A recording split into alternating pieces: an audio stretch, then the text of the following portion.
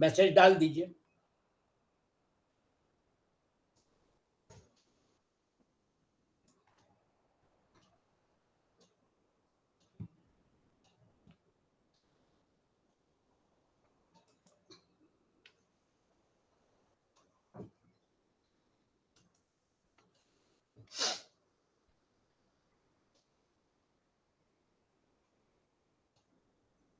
Hello, हाँ screen दिख रही है? हाँ जी दिख रही है सर, दिख रही है। चलिए, चौथा अध्याय जो है उसमें कर्मयोग और ज्ञान योग अभी दोनों साथ साथ चलेंगे। और इस अध्याय में भगवान कृष्ण अपने अवतार का जो कारण है वो भी हमको समझाएंगे, क्योंकि जैसा मैंने आपको बोला परब्रह्म परमात्मा निर्गुण निराकार है, लेकिन निर्गुण निराकार की उपासना नहीं हो सकती। वो जो है वो हमारे रेंज के बाहर है। जहां तक सगुण निराकार का सवाल है, तो सगुण निराकार जो है वो उसका जो ईश्वर का डायमेंशन है, जो हमारे अस्तित्व को, हमारे कारण शरीर को कंट्रोल करता है, वो जो है ईश्वर का डायमेंशन, वहां से सारा शुरू होता है। वो नियंता और नियंत्रित के रूप में, नियंता जो है वो ईश्वर है और नियंत्रित हमारा जीव है, तथा कथित जीव भाव। तो जैसे सिक्के में एक नियंता होता है, पीछे एक राज मुद्रा होती है, वो नियंता है, वो आरबीआई को दर्शाती है। इसका मतलब वो जो मुद्रा है वो चल सकती है मार्केट में, और वो व्यवहार के लिए उसके ऊपर 1 रुपया, 2 रुपया, 5 रुपया, इस प्रकार से उसके ऊपर डिनोमिनेशन होता है। उसी प्रकार से हमारा जीव भाव जो है, वो जीव भाव हमको कर्म की तरफ प्रेरित करता है। कामना, ममता, आसक्ति, ये सारी चीजें जीव भाव के साथ जुड़ी हुई है। ये तीनों शरीर मेरे हैं, लेकिन नियंता रूप में वो जो ईश्वर के रूप में बैठा हुआ है, यूं समझ लीजिए कि एक बहुत बड़ी मूर्ति है।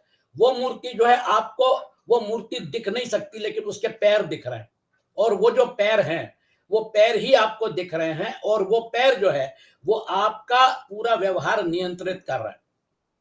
तो यहां पर कर्म योग में हम क्या करते हैं? कर्म संसार के लिए करते हैं और योग परमात्मा से करते हैं, क्योंकि परमात्मा आपने मुझसे वो कर्म करवा लिया। तो नियंता और नियंत्रित, जैसे आप देखिए पूरी इकोनॉमी जो है वो कैश के ऊपर चलती है। कैश ट्रांजैक्शन अगर नहीं है तो एनईएफटी है, आरटीजीएस है। मेरे जेब का पैसा जब आपके जेब में जाएगा तभी व्यवहार होगा, क्योंकि आप जो मुझे वस्तु देने वाले हैं, पैसा मिलेगा तभी आप मुझे वस्तु देंगे। तो ये सारा का सारा जो भ्रम है कि वो पैसे के साथ, वो सिक्का जो है उसके साथ राजमुद्रा भी घूम रही है, आत्मा भी घूम रहा है, जन्म मृत्यु का चक्र झेल रहा है, 84 लाख योनियों का चक्र वो जो उसमें घूम रहा है। आत्म तत्व जो है वो तो चिरस्थाई है, वो तो अनंत है, वो इस प्रकार से सीमित नहीं है। लेकिन जैसे सिक्के के पीछे राजमुद्रा घूमती है, तो हमको ऐसा भ्रम होता है कि देखिए जोशी जी, ये जो है, ये देखिए आपने अभी मुझे इतने पैसे दिए, देखिए उसके पीछे की राजमुद्रा मेरे जेब में आ गई, कल वो राजमुद्रा किसी और के जेब में जाएगी। राजमुद्रा आरबीआई के द्वारा उसको एक मान्यता, उसको एक एक्सेप्टेबिलिटी देने के लिए है। राजमुद्रा परमात्मा का जो एक भाव है, वो भाव को दर्शाता है। इसीलिए भगवान कृष्ण 15वें अध्याय में बोलते हैं, ममैवांशो जीव लोके जीव भूत सनातन। वो राजमुद्रा अगर सभी सिक्कों पे है, इसका मतलब राजमुद्रा एक ही है, वो सिर्फ उसके अंश रूप में वहां पर दिख रही है ताकि व्यवहार होता रहे। जब इस बात को हम अच्छी तरह समझ जाते हैं तो व्यवहार तो होगा नहीं अगर उसके ऊपर राजमुद्रा नहीं है, तो बिल्कुल सही है। व्यवहार होगा नहीं अगर उसके ऊपर डिनोमिनेशन है नहीं है। तो अगर मैं 200 रुपए की चीज खरीद रहा हूं और मैंने 100 का नोट दिया, तो आप क्या बोलेंगे? जोशी जी आपने 200 रुपए की चीज खरीदी है, 100 रुपया और दीजिए तब जाके हिसाब किताब बराबर होगा। इसका मतलब ये व्यवहार के लिए जीव भाव जरूरी है, कोई बात नहीं, लेकिन परमात्मा और जीवात्मा एक ही है, एक two sides of the same coin. ये अगर समझ में आ गया तो जो भी हम कर्म करेंगे वो कर्म परमात्मा को समर्पित कर दीजिए, क्योंकि नियंता वो है और नियंत्रित आप है। 18वें अध्याय में भगवान कृष्ण बता रहे ना, ईश्वर सर्वभूतानाम हृदयेर्जुन तिष्ठति भ्रामयन सर्वभूतानि यंत्रारूढ़ानि मायया। हम सबको यंत्र पे, रोलर कोस्टर राइड पे घुमा रहा है, मैं कर रहा हूं, मुझे इसका फल मिलना चाहिए, वगैरह वगैरह। आप नहीं कर रहे हैं, नियंता रूप में ईश्वर जो है वो आपसे करवा रहे हैं, सारी ओनरशिप उनकी है। इसीलिए भगवान कृष्ण ने बोला, माम अनुस्मर युद्ध च, मेरा स्मरण करो और युद्ध भी करो, हमेशा मेरा स्मरण करो। तस्मात् सर्वेषु कालेषु माम अनुस्मर युद्ध च।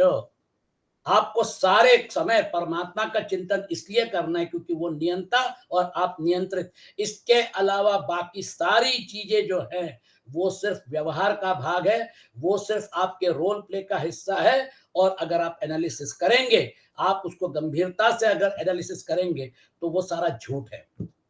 आप बोलेंगे जोशी जी क्या बात कर रहे हो? तो ये आभास है। इसलिए आदि शंकराचार्य ने बोला ब्रह्म सत्यम जगन मिथ्या जीवो ब्रह्मैव नापरहा। वो अगर आपको अगर एनालाइज करना है तो फिर आप वहां पे जाइए। बाकी सारा व्यवहार होता रहे ना, क्या दिक्कत है? मेन चीज तो आरबीआई है। आरबीआई ने जो करेंसी फ्लोट करके रखी है, आरबीआई ने इस व्यवहार को जो गति दी है, वो गति जो है जिसको हम चलन बोलते हैं, वो गति जो है उसकी वजह से सारा व्यवहार चल रहा है। कंट्रोल तो वहां पर है ना। तो नियंता और नियंत्रित के अलावा बाकी सारी चीजें जो है उसको जब हम एनालाइज करते हैं तब हमको समझ में आता है आदि शंकराचार्य ने ऐसा क्यों कहा। जगन मिथ्या जीवो ब्रह्मैव नापरहा। मेरे अंदर जो परमात्मा तत्व और जीवात्मा तत्व है, जीव भाव की वजह से तथा कथित मैं जो इन तीन शरीरों के साथ जुड़ा हुआ है, ये जो है तो जीव भाव और परमात्मा भाव ये एक ही था, एक ही है, एक ही रहेगा। इस बात को अगर स्पष्ट हो गया कर्मयोग के द्वारा, ज्ञान योग के द्वारा, तो आपका काम बन गया। फिर सारा व्यवहार जो है वो करते रहिए, कोई फर्क नहीं पड़ता। व्यवहार जो है, हम सब गृहस्थाश्रमी हैं, हमारे लिए व्यवहार की वास्तविकता है, व्यवहार के कंपल्शंस हैं, ये सारा व्यवहार चलने दीजिए। लेकिन एक बात याद रखिए, कर्मयोग में कर्म तो संसार के लिए होते हैं और योग अपने लिए होता है। माम अनुस्मर युध्य, स्मरण परमात्मा का करके कर्म करते रहिए, क्योंकि कर्म संसार का हिस्सा है और संसार पलटता रहता है, बदलता रहता है, परिवर्तनशील है। वो जो है वो आपके साथ स्थिर नहीं है, चिरस्थायी नहीं है। और संसार के हिस्से से जो भी आपके साथ जुड़े हुए हैं उनका भी आत्म तत्व शाश्वत है। नियंता और नियंत्रित के रूप में वो जो भाव है वो शाश्वत है। बाकी व्यवहार के लिए उन्होंने भी तीन शरीर धारण किए।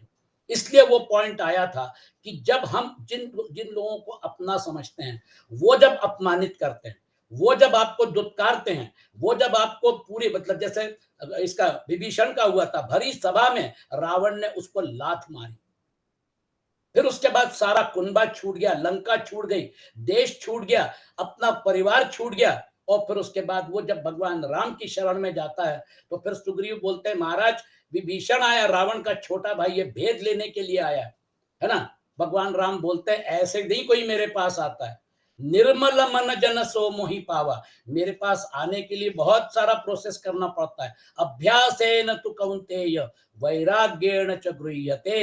अभ्यास किन चीजों का करना पड़ता है? देखिए, आपको रामचरितमानस में हिंट दे रहे ना, तजी मद मोह सकल छल नाना करहु सद्यते ही साधु समाना। आपको क्या क्या छोड़ना है, अभ्यास करना पड़ेगा ना। तजी मद मोह कपट छल नाना, ऐसे व्यक्ति को करहु सद्यते ही साधु समाना। अब आपके जो भी रिश्ते हैं, जननी जनक बंधु सुत दारा तनु धनु भवन सुरुद परिवारा, सबके ममता ताग बटोरी मम पद मन ही बांध बरी डोरी। आपने माता पिता की सेवा की, माता पिता गुजर गए, कहीं ना कहीं दुख तो होता है, याद तो आती है ना। ममता जो है वो फ्रेग्रेंस है। वो जैसे अगरबत्ती जलने के बाद पूरे मतलब कमरे में एक फ्रेग्रेंस, एक सुंदर सुगंध फैल जाती है, वैसे ममता एक सुगंध के जैसे जो संसार में जरूरी है। व्यक्ति चली जाती है, वो धागा कट जाता है, लेकिन याद रह जाती है और हम यादों के साथ जीवन जीते हैं। हमने पूरी सेवा की, लेकिन जब उनका समय आ गया तो चले गए। जननी जनक बंधु सुत दारा, ये सब संबंध जो बने हुए हैं शरीर सापेक्ष एक दिन छूटने वाले हैं। ममता का जो एक फ्रेग्रेंस है, वो फ्रेग्रेंस की वजह से, वो ममता और कामना के फ्रेग्रेंस की वजह से, वासना की वजह से मन बोलता है चलो वापस चलते हैं। फिर उसके बाद उसी का अनुभव लेते हैं और फिर 84 लाख योनियों का चक्र शुरू होता है। ममता का जो फ्रेग्रेंस है वो संसार का हिस्सा है, उसके बगैर संसार नहीं हो सकता, याद रखिए। इसलिए माता पिता में ममता अपने बच्चों के प्रति स्वाभाविक होती है, लेकिन जैसे जैसे परिवर्तन होता रहता है ममता को पीछे खुद खींचना पड़ता है। बच्चा विदेश जा रहा है, अब उसको जाने दीजिए। वो अभी एयरपोर्ट पे गया, आप उसको छोड़ने गए हुए हैं, उस समय अगर आपकी आंखों में आंसू रहेंगे तो वो पीड़ा उसके जीवन में रहेगी। अगर आप उस समय अगर खुशी खुशी विदा करेंगे तो फिर उसके बाद वो खुशी खुशी जाएगा, वो पुरुषार्थ के लिए जा रहा है। बिटिया ससुराल जा रही है, वो आगे का उसका जो जीवन क्रम है उसकी तरफ जा रही है। उस समय आप उसको कैसी विदाई देते हैं वो इंपॉर्टेंट है। वो विदेश जा सकती है, हो सकता है 3 साल में एक बार आएगी। All these things are possible. ममत्व जो है वो अपनी जगह सही है, क्योंकि ममता जो है वो संसार के लिए जरूरी है। लेकिन ममता अगर सबके साथ है तो परमात्मा के साथ क्यों नहीं? मम पद मन ही बांध बरी डोरी, क्यों? क्योंकि नियंता और नियंत्रित के अलावा बाकी सारी चीजें जो है वो परिवर्तनशील है, वो झूठ है। इसलिए वो बोलते हैं कि वहां तक अगर कोई आता है, समदरसी इच्छा कछु नाही, हर्ष शोक भय नहीं मन माही, अस सज्जन मम उर बस कैसे। ऐसे जो लोग हैं जिन्होंने इतनी सारी चीजें छोड़ने की हिम्मत दिखाई है, या किसी कारणवश इनकी ये सारी चीजें छूट गई हैं, अस सज्जन मम उर बस कैसे, लोभी हृदय बसई धनु जैसे। ऐसे मेरे मन में बसते हैं, मेरे जिगर में बसते हैं, जैसे लोभी हृदय के, लोभी लोभी व्यक्ति के हृदय में, मन में धन बसता है।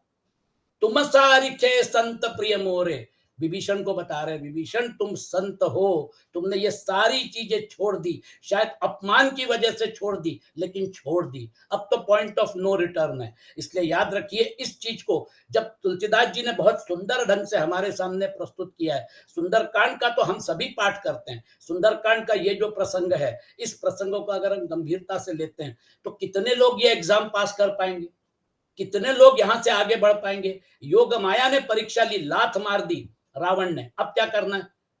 चाहते तो वहीं रह जाते, नहीं मेरे रिश्तेदारी नहीं छोड़ूंगा, अपमान का घोट पी लेते, लेकिन वो जो पॉइंट है, अब कहां जाओगे बेटा? अब तो तुम्हारे घर वाले ने, तुम्हारे बड़े भाई ने तुमको लात मार दी है, कुंभकर्ण ने नहीं छोड़ा, मेघनाद ने नहीं छोड़ा, लेकिन विभीषण को पॉइंट ऑफ नो रिटर्न तक ला के दिया। और फिर उसके बाद वो जो है भगवान राम की शरण में चले गए। तुलसीदास जी के साथ भी यही हुआ। तुलसीदास जी की जब शादी हुई थी, बहुत कम उम्र में हुई थी। अब जब बीबी मैके चली गई, तो भैया बीबी मैके चली गई है, ससुराल में बिन बुलाए थोड़ी जाते हैं। जवाई जो है उसका भी एक मान सम्मान होता है, मान सम्मान के साथ अगर बुलाते हैं तो जाना चाहिए। लेकिन अब उस छोटी उम्र में जो था, वो जो आवेग था, उसकी वजह से भीगते हुए बारिश में, रात की परवाह ना करते हुए, और फिर पहुंच गए, मतलब क्या कहना चाहिए, ससुराल अपने। और फिर उसके बाद उनके कमरे में जैसी छलांग लगाई तो वो गड़बड़ा गई, उड़ गई। अब तुलसीदास जी क्या सोचे थे, है ना, मैं भीगा हुआ हूं, तौलिया देगी, प्रेम से बात करेगी, उन्होंने झड़क दिया। बोले जितना प्रेम इस हाड़ मास के शरीर पे कर रहे हो, उसका आधा प्रेम भी अगर भगवान राम से जी से किया तो वो तुमको भगवान राम मिल जाएंगे। तुमको शोभा नहीं देता इस प्रकार से लुके छिपे तुम्हारे ससुराल आना, क्या बोलेंगे लोग? बस वो जो था, वो क्षण उनके जीवन का टर्निंग पॉइंट बन गया। और उसके बाद वो जो ट्यूबलाइट चमकी, तो फिर हनुमान जी के दर्शन हो गए और भगवान राम जी के भी दर्शन हो गए उसी जीवन में। लेकिन टर्निंग पॉइंट कहां पे आया? वो जो अपमान था, क्षणिक था, उसके बाद फिर वो पलट के नहीं आए, फिर उसके बाद उन्होंने उसको वहीं पे छोड़ दिया। ये बात इतिहास में है। लेकिन देखिए, जब जीवन में ऐसे प्रसंग आते, तब योग माया जो है, वो योग माया परीक्षा ले रही है कि अब बेटा तुमको पूरी तरह से काट दिया, तुम्हारे रिश्तेदार, तुम्हारे अपने जब तुम्हारा अपमान करेंगे तो उसके बाद कहां जाओगे? ऐसा टर्निंग पॉइंट जो है, वो टर्निंग पॉइंट अगर योग माया निर्माण करें, हो सकता है किसी के भी जीवन में, वो योग माया की परीक्षा है। बहुत सुंदर प्रश्न पूछा था डॉक्टर साहब ने कि योग माया परीक्षा ले रही है, कैसे पता चलेगा? देखिए तुलसीदास जी की परीक्षा ली, आप खुद ही देख लीजिए। फिर उसके बाद छोट बचपन में ही माता पिता गुजर गए थे, माँ गुजर गई थी, पिताजी ने वो 32 दांत पूरे लेकर पैदा हुए थे, 12 महीने गर्भवास में थे। तो पिताजी को डाउट आ गया कि ये कोई अलग ही किस्म का बालक है, मालूम नहीं कहाँ की बला आई हुई है। और पिताजी ने, है ना, त्याग कर दिया। वो उनकी माँ जो है, माँ समझ गई कि अब, क्योंकि शायद डिलीवरी में कुछ इश्यूज हुए होंगे, समझ गई कि अब मेरा जीवन समाप्त होने वाला है, दासी के साथ अपने मैके भेज दिया। लेकिन दिक्कत यह है कि वहां के लोग भी, मतलब क्या कहना चाहिए, खत्म हो गए, दासी भी खत्म हो गई, तो अक्षरशः भीख मांगनी पड़ी। सारे संबंध ऐसे कटते चले गए, योग माया एक एक धागा तोड़ती जाती, जिसको अपन ममता बोलते हैं। माता पिता बंधु ऐसे टूटते चले जाते, तो फिर आदमी, मतलब यानी हेल्पलेस हो जाता है, क्या करूं? और फिर उसके बाद वो जब परमात्मा की शरण में आता है, तो तुलसीदास जी बोल रहे हैं, ऐसी परिस्थिति से गुजरने के बाद परमात्मा की शरण में जाने की बजाय माम अनुस्मर युद्धे च, स्मरण परमात्मा का हमेशा करते रहिए ना। बता रहे ना, अस सज्जन मम उर बस कैसे, लोभी हृदय बसई धनु जैसे। आप खुद अनुभव कर लीजिए, जो द्रौपदी ने किया, सारे 5 पति जो थे वो मदद नहीं कर रहे थे, कुरु सभा में अपमानित हो रहा था, दुशासन घसीट के लेके आया था बाल पकड़ के। कुरु सभा में अपमानित हो रही है कौन? कुलवधु, और सब देख रहे हैं, या मुंडी नीचे करके बैठे भीष्म पितामह, द्रोणाचार्य, कृपाचार्य, सब देख रहे हैं। वो जो अपमान था, उस अपमान को सहन करना पड़ा, और फिर पांचों पतियों ने जब मदद नहीं की तो भगवान कृष्ण को याद किया। साड़ियां आती रही, दुशासन थक गया, लेकिन साड़ियों का जो अंबार था वो कम नहीं हुआ। भगवान कृष्ण ने लाज बचा ली, इज्जत बचा ली। अस सज्जन मम उर बस कैसे, लोभी हृदय बसऊ धनु जैसे। सब काम छोड़ छाड़ के द्रौपदी की इज्जत बचा के दिखा दी। ऐसे जो पॉइंट्स होते हैं, वो पॉइंट्स जीवन में बहुत महत्वपूर्ण होते हैं। हमको उन चीजों से सीखना पड़ता है कि उस समय द्रौपदी बेचारी अकेली थी, कोई बचाने वाला नहीं था। सारे के सारे एक से एक रथी और महारथी बैठे हुए थे, लेकिन दुशासन और दुर्योधन और शकुनी का जो कपट था, उसके सामने सारे के सारे हतप्रभ थे। ऐसा थोड़ी होता है। भीष्म का पराक्रम जग जग जाहिर था। ऐसी छोटी सी चीज को आप रोक नहीं सकते, आप तो पितामह हैं। लेकिन जब परिस्थितियां ऐसी आती हैं, और किसी के भी जीवन में आ सकती हैं, तो ऐसा हो सकता है। इसलिए कर्मयोग में, कर्म तो संसार में, संसार के साथ जुड़ना ये परमानेंट नहीं है, ये टेम्पररी है। इस बात को हमको कर्मयोग समझाता है। योग का अनुभव तभी होगा जब कर्मों का प्रभाव पूरा का पूरा संसार की ओर ही हो जाए। कारण कि शरीर, इंद्रियां, मन, बुद्धि, पदार्थ, धन, संपत्ति आदि जो कुछ भी हमारे पास है, वह सब का सब संसार से अभिन्न है, संसार का ही हिस्सा है। और इसलिए संसार की चीजों से लेकर संसार को ही देना है, संसार की सेवा में ही लगाना है। अतः पदार्थ और क्रिया रूप संसार से संबंध विच्छेद करने के लिए ही दूसरों के लिए कर्म करना, मतलब संसार के लिए कर्म करना, यही कर्मयोग है। कर्मयोग सिद्ध होने पर करने का राग, पाने की लालसा, जीने की इच्छा और मरने का भय, ये सब मिट जाते हैं। जैसे सूर्य के प्रकाश में लोग अनेक कर्म करते हैं, पर सूर्य का उन कर्मों से अपना कुछ भी संबंध नहीं होता, ऐसे ही स्वयं चेतन, ये जो पॉइंट है, नियंता और नियंत्रित, यही शाश्वत है। नियंत्रित के रूप में आप जीव भाव से ग्रस्त है, नियंता के रूप में ईश्वर और जीव का संबंध जो है वो चिरस्थाई है। इस बात को याद करिए। स्वयं मतलब चेतन के प्रकाश में संपूर्ण कर्म होते हैं, पर स्वयं का उनसे कुछ भी संबंध नहीं होता, क्योंकि स्वयं चेतन तथा अपरिवर्तनशील है और कर्म जड़ तथा परिवर्तनशील है। परंतु जब स्वयं भूल से उन पदार्थों और कर्मों के साथ थोड़ा सा भी संबंध मान लेता है, अर्थात उन्हें अपने और अपने लिए मान लेता है, तो फिर वे कर्म अवश्य ही उसे बांध लेते हैं। वो जैसा व्यवहार चल रहा है मार्केट में, आरबीआई उसको गवर्न कर रहा है। गवर्न करने का सोर्स जो है वो नियंता और नियंत्रित है। वो आपकी कैश है, वो आपका जो मतलब ट्रांजैक्शन है, मनी ट्रांजैक्शन किसी भी रूप में हो, वो सारा का सारा मॉनेटरी ट्रांजैक्शन जो है उसका कंट्रोल आरबीआई के पास है। अगर कंट्रोल ना हो, अगर आरबीआई का नियंत्रण ना हो, तो ये व्यवहार नहीं हो सकता। इसलिए आप इस बात को अगर अच्छी तरह समझते हैं, तो नियंता और नियंत्रित यही महत्वपूर्ण है। बाकी क्या फर्क पड़ता है, मैं बाजार में गया, किराने की दुकान से किराना खरीदा, सब्जी से सब्जी खरीदी, या फिर कपड़े की दुकान से कपड़े खरीदे, वो तो व्यवहार का हिस्सा है ना। लेकिन कंट्रोल कहां पे? कंट्रोल नियंता और नियंत्रित में है। इसी प्रकार 84 लाख योनियों में नियंता और नियंत्रित रूप में कंट्रोल महत्वपूर्ण है। इसीलिए सारी सृष्टि में सिर्फ नियंता और नियंत्रित को देखना है, बाकी सारी चीजें गौण है, उनको सिर्फ देखना है, लेकिन उसको इंपॉर्टेंस नहीं देना है। वो जो मोह हो गया था अर्जुन को, उन चीजों को इंपॉर्टेंस दिया था जो नियंता और नियंत्रित के बाहर की चीजें हैं। जब भगवान कृष्ण ने उसकी दृष्टि पलटाई, अरे बाबा नियंता और नियंत्रित को पकड़ो, वो दुर्योधन में भी एक नियंता और नियंत्रित है, दुशासन में भी नियंता नियंत्रित है। ऐसी घटनाएं होती रहती है। ये आज तुम्हारे रिश्तेदार भले ही हों, लेकिन इनको मैंने यहाँ मरने के लिए लाया हुआ है, ये प्रसंग होने वाला है। इस प्रसंग की जिम्मेदारी मेरी है। निमित्त मात्रम भवतव्य साचिन, तुमको निमित्त मात्र बनाया हूं। तब समझ में आ गया कि हाँ महाराज, नियंता और नियंत्रित ही मेन है, बाकी सारी चीजें गौण हैं। ये सारे ये मरने के लिए आए। महाभारत होने के बाद 100 कौरव मारे गए, एक अकेला दुशासन और दुर्योधन नहीं मारा गया। अपने साथ अपने 99 भाइयों को लेके डूबा दुर्योधन। भीष्म मारे गए, कर्ण मारा गया, द्रोण मारे गए। तो किस भाव पड़ा तुमको युद्ध? लेकिन उस समय मति मारी जाती है। क्यों? क्योंकि परमात्मा उस चीज को करना चाहते हैं। आगे आप देखेंगे, उसकी भूमिका मैं तैयार कर रहा हूं। परंतु जब स्वयं भूल से उन पदार्थों और कर्मों के साथ थोड़ा सा भी संबंध मान लेता है, अर्थात उन्हें अपने और अपने लिए मान लेता है, तो फिर वे कर्म अवश्य ही उसे बांध लेते हैं। अर्जुन बंधन की वजह से मोह में पड़ गया था, वो बंधन तोड़ दिया भगवान ने, और फिर उसको बोला, मोह नष्ट हो गया, स्मृति प्राप्त हो गई कि मैं तो नियंता और नियंत्रित हूं, मैं तो अलग हूं, रोल अलग, मैं अलग, क्लियर हो गया। और फिर उसके बाद गांडी उठाया और युद्ध किया। नियत कर्म का किसी भी अवस्था में त्याग न करना तथा नियत समय पर कार्य के लिए तत्पर रहना भी सूर्य की अपनी विलक्षणता है। कर्मयोगी भी सूर्य की तरह अपने नियत कर्मों को नियत समय पर करने के लिए सदा तत्पर रहता है। इसलिए हमने इस बात की चर्चा की है, आपके नियत कर्म, आप अगर जॉब कर रहे हैं तो, आप अगर बिजनेस कर रहे हैं तो, बहुत सारी चीजें जो आप कर रहे हैं, दे आर ऑल अलाउड। कर्म ज्यायो ही अकर्मणा। सिर्फ एक बात याद रहिए, ये कर्म जो है आपसे करवाए जा रहे हैं, आपका संयोग, आपका जो आपसे वही कर्म करवाए जाएंगे जो आपके नियत हैं। इसलिए कर्म गति के हिसाब से हमको सत्संग करने की प्रेरणा हुई, आप सब लोग जुड़ गए। बिनु सत्संग विवेक न हुई, सत्संग का आनंद हम लोग लूट रहे हैं। इसके पीछे एक नियंता और नियंत्रित की योजना है, और हम इस योजना के साथ आगे बढ़ते रहे, परमात्मा के गुण गाते रहे।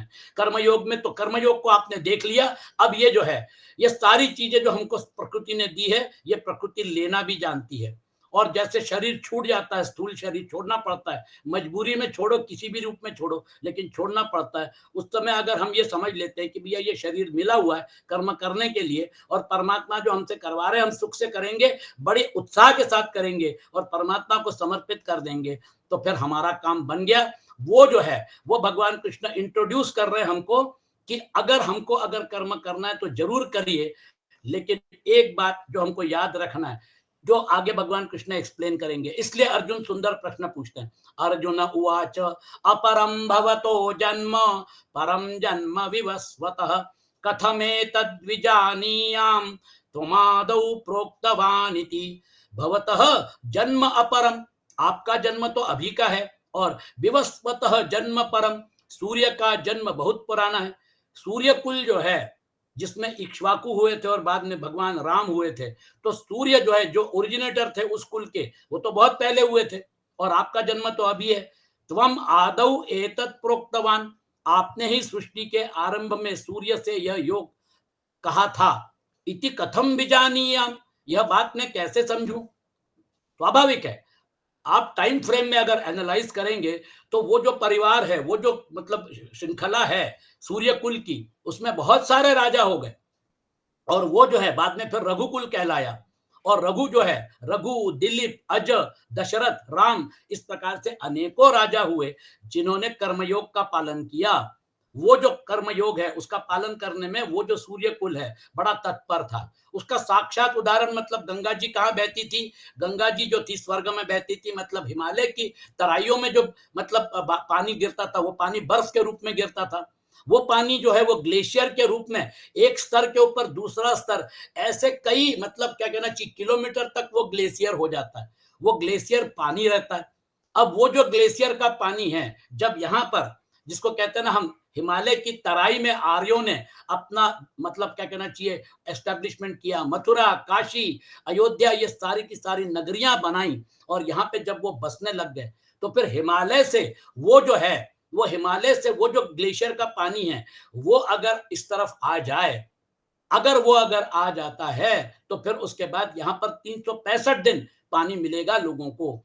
इसलिए उस समय की जो इंजीनियरिंग टेक्नोलॉजी थी, 3 पीढ़ियां खप गई। देखिए भगीरथ तक तपस मतलब ये हुआ, वो इंजीनियरिंग मार्वल था कि वहां से उन्होंने उसको गंगोत्री जो है उसका पैसेज बना के, और फिर गंगोत्री से मुंह खोल के, और फिर वो गंगा यहाँ तक लाई। इसलिए वो गंगा जो थी वो शंकर जी की जटा में फंस गई, है ना। फिर उसके बाद भगीरथ जो है उन्होंने यज्ञ किया, और फिर उसके बाद वो गंगा जो है वो प्लेन्स में, वो यहाँ की मतलब उत्तर प्रदेश, बिहार, आगे होते होते गंगा सागर में जाके मिलने लग गई। तो कुल मिला के अगर आप देखेंगे तो उसको समझाया गया है हमारे यहाँ पे ना, कथा के रूप में समझाया जाता है, ताकि वो जो चीज है वो जीवंत रहे। लेकिन ये इंजीनियरिंग टेक्नोलॉजी थी। आज ग्लेशियर्स सब जगह हैं, पूरे दुनिया में है, लेकिन ग्लेशियर का पानी अगर टैप करना है तो उस समय रघुकुल जो है उसने 3 पीढ़ियां उसमें खपाई और फिर उसके बाद उसमें यश मिला। इसलिए रघुकुल जो है उन्होंने अपने प्रजा के लिए, अपने लोगों के लिए कितना बड़ा कार्य किया। राजा कैसा होना चाहिए? इस प्रकार होना चाहिए। राम राज्य किसने दिया? भगवान राम ने दिया। एक आइडियल स्टेट जिसको बोलते हैं वो निर्माण करने का काम रघुकुल ने किया। तो ये सूर्य कुल जहां से ये उत्पन्न हुआ है, वहां उस सोर्स तक अर्जुन जब जाते हैं तो सूर्य को उपदेश देने के बाद से सूर्यवंश की मनु, इक्ष्वाकु आदि कई पीढ़ियां बीत चुकी हैं और आपका अवतार अभी का है। अतः आपने सृष्टि के आदि में सूर्य को उपदेश कैसे दिया था, यह बात मैं अच्छी तरह समझना चाहता हूं। विजानीयाम इति कथम विजानीयाम, है ना। अर्जुन के प्रश्न के उत्तर में अपना अवतार रहस्य प्रकट करने के लिए भगवान पहले अपनी सर्वज्ञता का दिग्दर्शन करते हैं। बहुत सुंदर जवाब है। श्री भगवान उवाच, डिस्टरबेंस आ रहा है? हेलो पद्मेश जी। श्री भगवान उवाच, बहूनि मे व्यतीतानि जन्मानि तव चार्जुन, तान्यहं वेद सर्वाणि न त्वं वेत्थ परन्तप। परन्तप अर्जुन, हे परंतप अर्जुन, मैं च तव बहूनि जन्मानि व्यतीतानि, मेरे और तेरे बहुत से जन्म हो चुके हैं। तानि सर्वाणि अहम वेद, उन सबको मैं जानता हूं, पर त्वम न वेत्थ, तू नहीं जानता। देखिए परमात्मा जो है उन्होंने भी कई बार अवतार लिया और वो जो अवतार है अनेक अनेक, कहीं अंशावतार लिया, कहीं पूर्णावतार लिया है। तो अनेक अवतार लेकर उन्होंने अपना ज्ञान जो है लोगों को बांटा है। तान्य हम वेद सर्वाणी, तो ये देखिए समय समय पर मेरे और तेरे बहुत से जन्म हो चुके हैं, परंतु मेरा जन्म और तरह और किसी और तरह का है जिसका वर्णन आगे 6 श्लोक में भगवान करेंगे, और तेरा जन्म और किसी और तरह का है। अध्याय तो ये जो है तात्पर्य यह है कि मेरे और तेरे बहुत से जन्म होने पर भी वे अलग अलग प्रकार के हैं। परमात्मा का जन्म जो है वो कैसे होता है, वो जन्म कैसे लेते हैं, ये आगे भगवान समझाएंगे। तान्य हम वेद सर्वाणी, संसार में ऐसे जाति स्मर जीव भी होते हैं जिनको अपने पूर्व जन्म का ज्ञान होता है। चलिए अपन उसके बारे में बात नहीं करेंगे। हम तो नत्वम वेत्थ परंतप, जन्मों को न जानने में मूल हेतु है अंतःकरण में नाशवान पदार्थों का आकर्षण, महत्व होना। इसी के कारण मनुष्य का ज्ञान विकसित नहीं होता। अर्जुन के अंतःकरण में नाशवान पदार्थों का, व्यक्तियों का महत्व था, इसलिए वे कुटुंबियों के मरने के भय से युद्ध नहीं करना चाहते थे। पहले अध्याय के 33वें श्लोक में अर्जुन ने कहा था कि जिनके लिए हमारी राज्य, भोग और सुख की इच्छा है, वे ही कुटुंबी प्राणों की और धन की आशा छोड़कर युद्ध में खड़े हैं। तो इसलिए उसकी जो ममता है, ममता आसक्ति पूर्वक अपने सुख भोग और आता है। जब हम इन चीजों से छूटना शुरू करते हैं तो फिर हमारा डायमेंशन बढ़ जाता है, हमारी बुद्धि जो है वो आगे पीछे, हाँ मतलब क्या कहना चाहिए, जा सकती है, पूरे स्पेक्ट्रम को कवर कर सकती है। और फिर ऐसा जो है पातंजल योग दर्शन में बोला है, अपरिग्रह स्थैर्य जन्म कथनता संयोग संबोध, ये चाहिए वो चाहिए। आपकी बुद्धि जब स्थिर हो जाती है, अपरिग्रह जब आप करते हैं, तो अपरिग्रह क्यों करना चाहिए? यम जो है, नियम, ये जो है उसका उन्होंने एक्सप्लेन भी किया है कि यम क्यों करना चाहिए। अहिंसा सत्य अस्तेय ब्रह्मचर्य अपरिग्रह इति यमः, शौच संतोष तपस्वाध्याय नियमः। ये जो अष्टांग योग है इनकी प्रैक्टिस करनी पड़ती है, इनका अभ्यास करना पड़ता है, और उसका क्या फल मिलता है ये पतंजलि ऋषि ने समझाया। चलिए आगे बढ़ते हैं। अब भगवान कृष्ण आपको एक्सप्लेन कर रहे हैं कि ये मेरा जो अवतार है इसका कारण कैसा है। ठीक है, अजोपि सन अव्ययात्मा भूतानाम ईश्वरोपि सन प्रकृतिम स्वाम अधिष्ठाय संभवाम्यात्म मायया। अजह अव्ययात्मा सन अपि, देखो भगवान कैसे हैं, परमात्मा कैसे हैं, मैं अजन्मा और अविनाशी स्वरूप होते हुए भी, भूतानाम ईश्वर सन अपि, संपूर्ण प्राणियों का ईश्वर होते हुए भी, स्वाम प्रकृतिम अधिष्ठाय, अपनी प्रकृति को अधीन करके, आत्म माया संभवामी, अपनी योग माया से प्रकट होता हूं। बहुत जबरदस्त स्टेटमेंट है। भगवान बोलते हैं 7वें अध्याय में, नाहम प्रकाशः सर्वस्य योग माया समावृत। हाँ, योग माया के भी वही कंट्रोलर है। ये उन्हीं की शक्ति है, आदि शक्ति। ये जो शक्ति है अव्यक्तमिका परा कार्यानुमेया सुधियैव माया यया जगत सर्वम इदम प्रसूयते। ये आदि शक्ति योग माया जो है, ये योग माया जो है उसके कंट्रोलर वो हैं। तो जब चाहे तब वो उसको कंट्रोल करके मनुष्य रूप में हमारे सामने आ सकते हैं। अदरवाइज उनका स्वरूप कैसा है? अजह अव्ययात्मा सन अपि। वो जो है उनके ये 3 क्राइटेरिया जो है वो क्राइटेरिया हमको यहाँ पे बता रहे हैं। यह छठा श्लोक है और इसमें 6 बातों का ही वर्णन है। अज, अव्यय और ईश्वर, ये 3 बातें भगवान की हैं। प्रकृति और योग माया, ये 2 बातें भगवान की शक्ति की हैं और एक बात भगवान के प्रकट होने की है।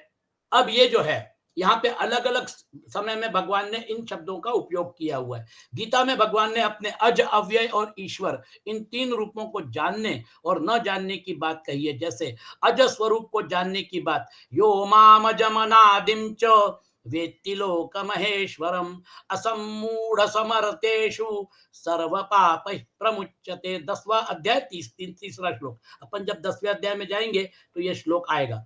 न जानने की बात, मूढ़ो यम नाभिजानाति लोको माम अजम अव्ययम। अव्यय स्वरूप को जानने की बात, भजन्त्यनन्य मनसो ज्ञात्वा भूतादिम अव्ययम। न जानने की बात, परम भावम जानन्तो ममाव्ययम अनुत्तमम। 7वां अध्याय 24वां श्लोक।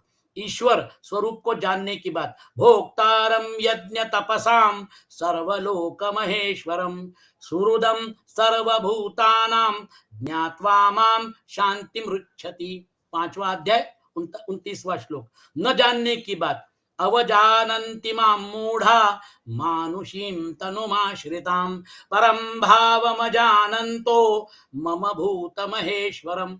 ये 3 जो क्राइटेरिया है, कैरेक्टरिस्टिक्स है, अज, अव्यय और ईश्वर, भूतानाम ईश्वर, ये जो है इसलिए वो नियंता है। और नियंता और नियंत्रित हमारे अंदर आज भी काम कर रहे हैं, कल भी कर रहे थे, आगे भी करते रहेंगे।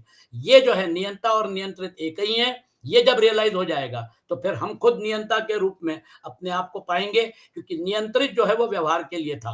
अजोपि सन अव्ययात्मा, इन पदों से भगवान यह बताते हैं कि साधारण मनुष्यों की तरह न तो मेरा जन्म है और ना मेरा मरण ही है। मनुष्य जन्म लेते हैं और मर जाते हैं, परंतु मैं अजन्मा होते हुए भी प्रकट हो जाता हूं और अविनाशी होते हुए भी अंतर्धान हो जाता हूं। प्रकट होना और अंतर्धान होना दोनों ही मेरी अलौकिक लीलाएं हैं। अब ये जो है इसको आगे एक्सप्लेन करते हैं। भूतानाम ईश्वरोपि सन, प्राणी मात्र के एकमात्र ईश्वर, महान शासक रहते हुए भी भगवान अवतार के समय छोटे से बालक बन जाते हैं, परंतु बालक बन जाने पर भी उनके ईश्वर भाव, शासकत्व, ऑल एग्जीक्यूटिव पावर्स में कोई कमी नहीं आती। जैसे भगवान श्री कृष्ण ने छठी के दिन ही पूतना राक्षसी को मार दिया। लोग समझ में नहीं आ रहा था कि इतनी, मतलब क्या कहना चाहिए, इतने राक्षस ऐसे हमारे छोटे से कृष्ण को क्यों तकलीफ दे रहे हैं, क्यों उसको मारने के पीछे उतावले हैं। और यशोदा मैया जो है माँ के रूप से, एक माता के रूप में ममत्व जो उसका था, पुत्र रूप से भगवान कृष्ण से प्यार करती थी। देखिए, तो जो भी किसी भी भाव से अगर आप भगवान के साथ जुड़ जाते हैं, माँ की ममता के रूप में, पिता की ममता के रूप में, भाई की ममता के रूप में, या फिर वो जो गोपियां थी, वो गोपियां जो थी वो जब जब उनकी शादी नहीं हुई थी तो सभी चाहती थी कि मेरा पति भगवान श्री कृष्ण बने। ऐसा थोड़ी होता है, वो तो एक ही है ना। लेकिन उनकी वो जो इच्छा थी उसके लिए वो तपश्चर्या कर रही थी, और वो जो है वो भगवान कृष्ण ने समझ लिया, उनकी परीक्षा भी ले ली। और फिर उसके बाद वो जो रास, महारास जो है, हर एक गोपी के साथ भगवान कृष्ण अनेक हो गए और हर एक गोपी के साथ मेरा कृष्ण नाच रहा है। ये उनको जो आध्यात्मिक अनुभूति हुई, क्योंकि वो अपने परिवार के साथ झगड़ कर, उनके साथ विद्रोह करके वहां पे आई थी, वो जो है वो प्रसंग बड़ा मार्मिक है ना। उसके बेसिस पे फिर भगवान कृष्ण उनको क्या बोलते हैं ये भी मैं आपको बताऊंगा। ये श्लोक समाप्त होने के बाद हम थोड़ा उस तरफ पलटेंगे, क्योंकि वो हमारे प्रश्न के साथ जुड़ा हुआ है जो अब हमने शुरू में उसको एड्रेस किया था। भगवान अवतार के समय छोटे से बालक बन जाते हैं, परंतु बालक बन जाने पर भी उनका ईश्वर भाव समाप्त नहीं होता है। प्रकृति भूतानाम ईश्वरोऽपि सन् हो गया, प्रकृतिम स्वामधिष्ठाय, जो सत्व रज और तम इन तीनों गुणों से अलग है वह भगवान की शुद्ध प्रकृति है। इसलिए आदि शंकराचार्य बोलते हैं अव्यक्त नामनी परमेश शक्ति अनादि अविद्या त्रिगुणात्मिका परा। कहां पकड़ोगे उसको, वो किस प्रकार की है, कार्यानुमेया सुधियैव माया, उसके कार्यों से ही उसका अनुमान लगाया जा सकता है। आप सोचिए, लोग तर्क यूज करते हैं तो बुद्धि की ताकत यूज करते हैं समझने के लिए, सारी चीजें गौण है, गुणों के बाहर जो है उसको समझने के लिए गुणों को छोड़ना पड़ेगा, गुणातीत होना पड़ेगा, और गुणों के डायमेंशन में मन है, बुद्धि है, ये सारी चीजें यहां पर हैं। जूता चप्पल बाहर निकाल के जैसे मंदिर में जाते हैं वैसे गुणों को छोड़ दीजिए, सत्व गुण भी छोड़ना पड़ेगा, वो भी बाधक हो सकता है। इसलिए सारे तीनों गुणों को छोड़ने के बाद जब परमात्मा के मंदिर में जीवात्मा बचे ही क्या, फिर जीव भाव तो समाप्त हो गया। जब सारे के सारे गुण छोड़ दिए, त्रिगुणात्मक हो गया, त्रिगुणात्मक त्रिगुण से बाहर हो गया, गुणातीत हो गया, तो फिर उसके बाद जब गुण ही नहीं रहे तो फिर अलग कहां, अस्तित्व ही समाप्त हो गया। इसलिए ब्रह्मविद ब्रह्मैव भवति, उस मंदिर में प्रवेश करने के बाद वो जो है फिर वहां से पॉइंट ऑफ नो रिटर्न, क्योंकि आप और परमात्मा एक ही थे, एक ही है। ये साक्षात्कार होने के लिए आपको जीव भाव छोड़ना पड़ा, देही जो है ये भाव छोड़ना पड़ा। इसलिए यहाँ पर समझाते हैं स्वामी जी, इन तीनों गुणों से अलग है, वे भगवान की शुद्ध प्रकृति है। वह शुद्ध प्रकृति भगवान का स्वकीय सच्चिदानंद घन स्वरूप है। इसी को संगीनी शक्ति, संवित शक्ति और आह्लादिनी शक्ति कहते हैं। इसी को चिन्मय शक्ति, कृपा शक्ति आदि नामों से कहते हैं। श्री राधा जी, श्री सीता जी आदि भी यही हैं। भगवान को प्राप्त करने वाली भक्ति और ब्रह्म विद्या भी यही है।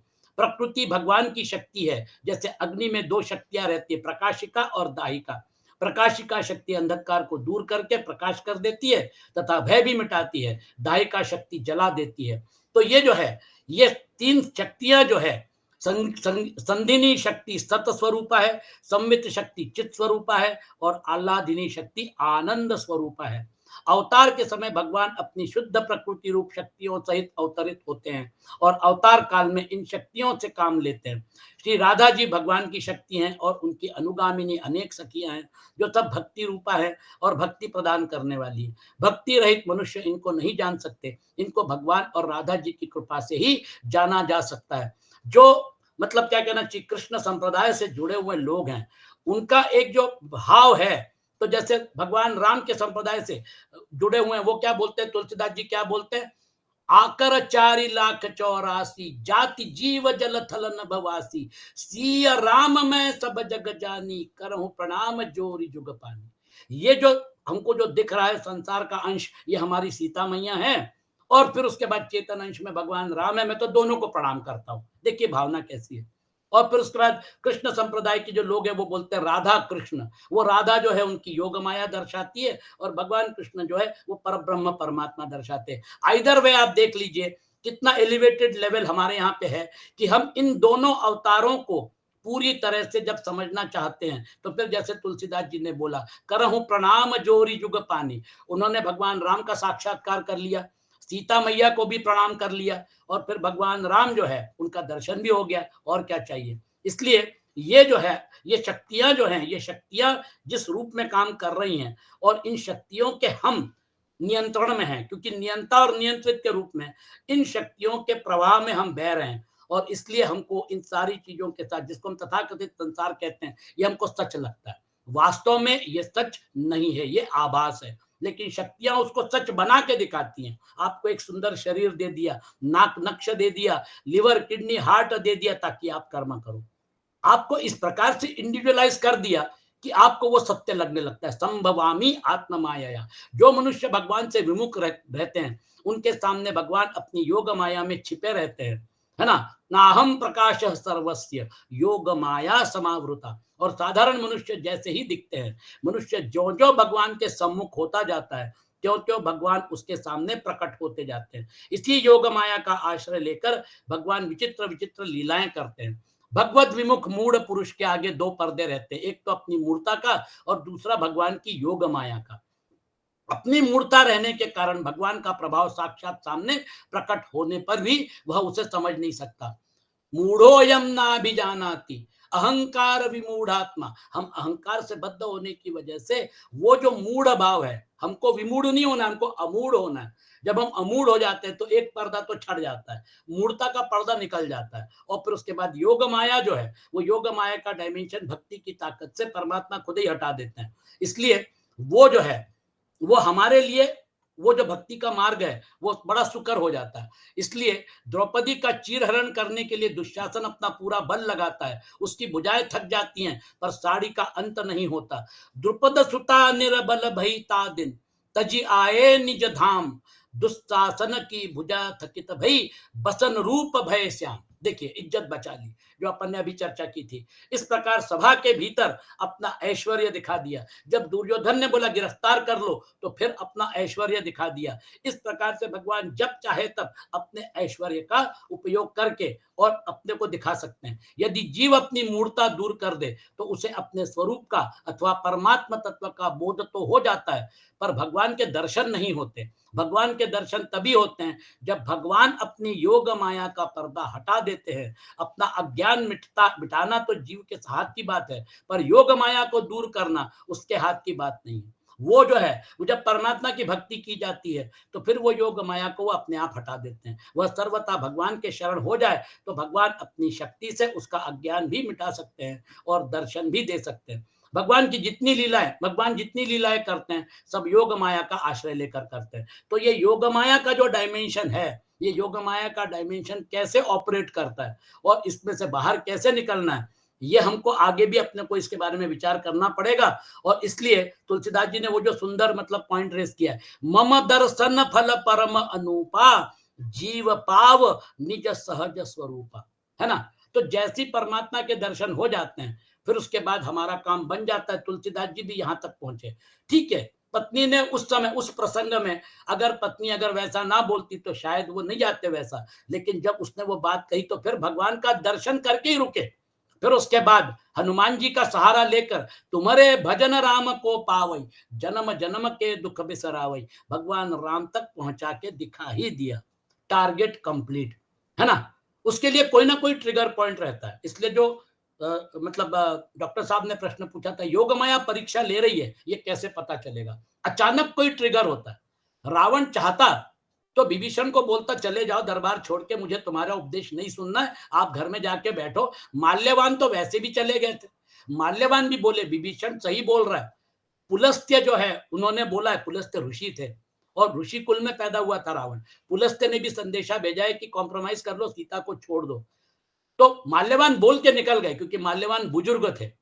इसलिए वो निकल गए कि मैं तुमको बता रहा हूं, समझना हो तो समझो। लेकिन विभीषण और चिपका रहा, विभीषण और उपदेश देने लग गया और रावण को क्रोध आने लग गया। रावण को क्रोध आने लग गया तो फिर उसके बाद उसने सबके सामने अपमानित किया कि मेरे यहां रहता है, मेरे टुकड़ों पे पलता है और उसकी पूजा करता है, तो जा उसी के पास चला जा। सबके सामने जब अपमानित किया तो फिर सारे बंधन कटते चले गए। इसलिए याद रखिए, ये कैसे और कब होगा ये हम बता नहीं सकते, क्योंकि ऐसे प्रसंग अचानक हो जाते हैं। और फिर उसके बाद वो जो तथाकथित धागा था, अब लंका में मैं क्यों रहूंगा, अब ना परिवार रहेगा ना रावण रहेगा, कुछ नहीं, भगवान राम की शरण में चला गया। ऐसे कठिन प्रसंग जो है, इसका मतलब योग माया ने परीक्षा ले ली। अगर परीक्षा उत्तीर्ण हो गए तो फिर उसके बाद योग माया का परीक्षा पास कर लिए तो फिर परमात्मा का दर्शन हो जाता है। इसलिए हमारा जो पर्पस है, हमारा जो टारगेट है, जरूरी नहीं कि हम मतलब क्या कहना चाहिए उस लेवल तक जाएं।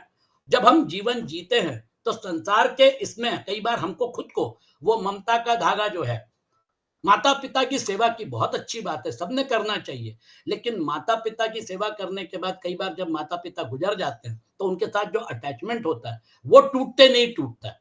और कई बार लोग डिप्रेशन में चले जाते हैं। अरे बाबा, आपने सेवा कर दी, अब डिप्रेशन करने के लिए क्या जरूरत है, जो हो गया ना, हर एक को जाना है। लेकिन माता पिता जाने के बाद जो दुख होता है कंटिन्यूअस होता है, तो फिर उसके बहुत सारे परिणाम हो सकते हैं। हमारे जो जीवन में हमारे साथ रहने वाली व्यक्ति है, जो हमको मतलब क्या कहना चाहिए पूरी तरह से हमारे साथ जुड़ी हुई है, किसी कारणवश अगर वो व्यक्ति चली जाए, कोरोना में ऐसा अनुभव हुआ, वो जो ममत्व का जो फ्रेग्रेंस है, वो आगे लिंगर ऑन करता है, वो जीवन में चलता रहता है। वो फ्रेग्रेंस स्वाभाविक है, लेकिन ममत्व जो है वो फ्रेग्रेंस की वजह से बंधन है। वो फ्रेग्रेंस, वो तो व्यक्ति चली गई, अब आप रोते-धोते क्या करोगे? अब आप अपना जीवन जो है वो सुधारना पड़ता है। इसलिए हमको धर्म क्या बोलता है, भैया 13 दिन का शोक हो गया, 14 दिन गृह शुद्धि कर लो, उदक शांति कर लो, मुँह मीठा करो और काम पे लगो। धर्म आपको बता रहा है ना, आपकी आँखें खोल रहा है ना, तो व्यवहार में भी धर्म आपको बिल्कुल अच्छी तरह से बताता है। भगवान प्रकृति की सहायता से क्रिया लीला करते हैं, इसलिए सीता जी कहती है कि सब कार्य मैंने किया है, भगवान राम ने कुछ नहीं किया है। आप अगर अध्यात्म रामायण पढ़ेंगे तो उसमें सीता जी बोलती है कि ये सब मैंने ही किया कराया है, जो भी तुमने देखा मतलब रावण ने अपहरण किया वगैरह वगैरह। देखिए किस लेवल तक हनुमान जी को समझाती है। परंतु भगवान मनुष्य की तरह प्रकृति के अधीन नहीं होते, प्रकृतिम स्वाम अधिष्ठाय, कारण कि भगवान के लिए प्रकृति पर नहीं है, प्रत्युत उनसे अभिन्न है ना? सन्नाप्य सन्नाप्य भयात्मिकानो, भिन्नाप्य भिन्नाप्य भयात्मिकानो। वो जो है वो सत भी नहीं है, असत भी नहीं है, भिन्न भी है, भिन्न भी नहीं है, अभिन्न भी नहीं है। समझ में नहीं आता वो कैसी है। आदि शंकराचार्य भी अल्टीमेटली हाथ जोड़ते हैं उस प्रकृति को। ऐसी वो योग माया है, और वो योग माया जो है, वो योग माया हमसे ये सारी चीजें करवाती है। चलिए आज का सत्र समाप्त करते हैं। ओम असतो मा सद्गमय, तमसो मा ज्योतिर्गमय, मृत्योर्मा अमृतम गमय। ओम शांति शांति शांति। ओ